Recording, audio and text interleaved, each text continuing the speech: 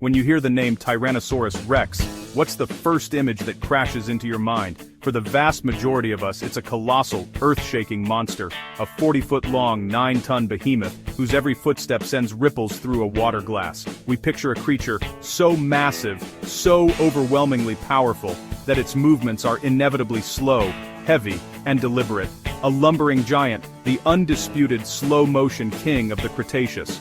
But why is this specific image so deeply ingrained in our collective consciousness? Because for decades, Hollywood has been our primary paleontologist. Movie roars have consistently beaten the fossil record in the battle for our imagination. The cinematic T-Rex is a master of the dramatic entrance, its thunderous roar echoing for miles, its sheer bulk a symbol of unstoppable force. It's a fantastic monster, a perfect villain. But here's the shocking truth. That terrifying, slow-moving titan is only the final chapter of a much more dynamic and fascinating life story. The fossil record tells a different tale, one not of a creature born a king, but of a scrappy survivor that had to fight its way to the top. To understand the real T-Rex, we have to forget the monster and meet the athlete.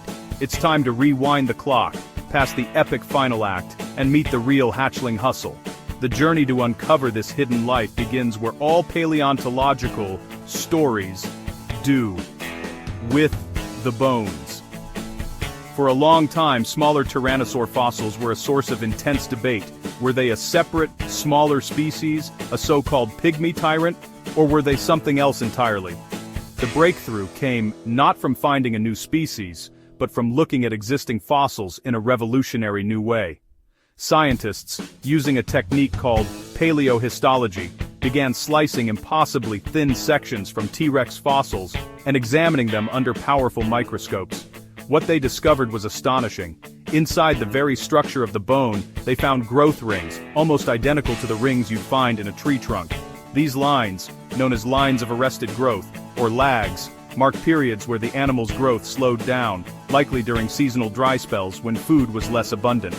By counting these rings, paleontologists could finally determine the precise age of a T-Rex when it died. And when they analyzed the limb bones of these smaller specimens, the story got even more exciting. The bones of young T-Rexes were fundamentally different from those of the adults. They weren't just miniature versions of the giants, they were built on an entirely different blueprint. Their legs were proportionally much longer and more slender, with the lower leg bones, the tibia and metatarsals, being particularly elongated. This wasn't the architecture of a heavyweight plotter, this was the signature design of a runner. The evidence was clear. T-Rex chicks and juveniles ran fast, incredibly fast. Biomechanical models based on these long-legged proportions suggest speeds of up to 25 miles per hour, maybe even faster. They were built less like their colossal parents and more like a modern ostrich or a cheetah, designed for speed and agility. This completely flips our perception. The young Tyrannosaurus wasn't a lumbering brute in training. It was a nimble, fleet-footed predator, perfectly adapted to its environment. Forget the earth-shaking footsteps. Picture a creature darting through the undergrowth with startling quickness. And what does a fast, agile predator do? It hunts. But a juvenile T-Rex, weighing a few hundred pounds, wasn't tackling a triceratops. Its speed, slender snout, and blade-like teeth were perfect for a different menu. They hunted small prey. Lizards, early mammals, and the young of other dinosaurs were all on the table. They occupied a completely different ecological niche than their parents. While the multi-ton adults were the apex predators, built for crushing bone and taking down the largest herbivores, the juveniles were mid-level carnivores, the terror of the Cretaceous underbrush. They weren't waiting to inherit the throne, they were active, successful hunters in their own right from a young age. This phase, as a nimble speedster, didn't last forever. The same bone rings that revealed their age also unlocked the secret of their incredible transformation. After surviving a perilous childhood, T-Rex hit its teenage years, and that's when things got truly insane. Around the age of 14, they entered a period of explosive growth. For about 4 to 5 years, a teenage T-Rex would pack on an average of 5 pounds every single day. That's nearly a ton of weight gain per year. This wasn't just growth, it was a biological explosion. They started lean, all legs and teeth, perfectly adapted for chasing small, fast-moving meals.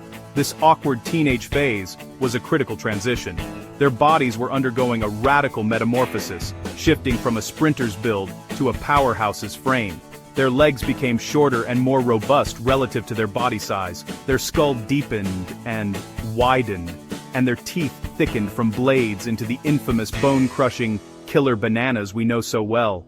This rapid growth spurt came at a cost. To fuel this metabolic furnace, they had to eat constantly. Life was a relentless struggle. They fought for food, not just with other species but likely with their own siblings. Fossil evidence of face-biting injuries on Tyrannosaur skulls suggests that competition was fierce and personal. Survival of the fittest was the law of the land, and only the most successful, aggressive, and perhaps luckiest individuals would make it through this demanding phase. Many didn't. The high-risk, high-reward strategy of grow fast or die meant that mortality rates during this teenage growth spurt were likely sky-high. But for those that survived, the reward was absolute dominion. They bulked up, transforming from lanky teenagers into the 9-ton king of Cretaceous carnage. Their ecological role shifted entirely. They graduated from hunting lizards to taking on the most dangerous game of their era, armored ankylosaurs and horned triceratops. Their bite force became one of the strongest of any land animal in history, capable of shattering bone with a single chomp. The slow, lumbering giant from the movies was finally born, but it was the product of a long, arduous, and incredibly athletic youth. And that iconic roar, the fossil record suggests something very different. With a syrinx like a bird and huge air sacs, T-Rex likely produced deep, low-frequency infrasound, a chest-rattling rumble you would feel more than you would hear. A sound far more terrifying than any movie scream. So, the next time you imagine a T-Rex, don't just picture the slow-motion terror. Picture the tiny, feathered hatchling, no bigger than a turkey. Picture the lean, long-legged juvenile, a blur of motion as it sprints through the ancient forests. Picture the awkward teenager, constantly eating, fighting, and growing at a mind-boggling rate. The story of Tyrannosaurus Rex isn't just about the destination, it's about the incredible journey. Surprise! The world's most famous predator spent its youth as a world-class sprinter, not a slow-motion terror. The king had to earn its crown,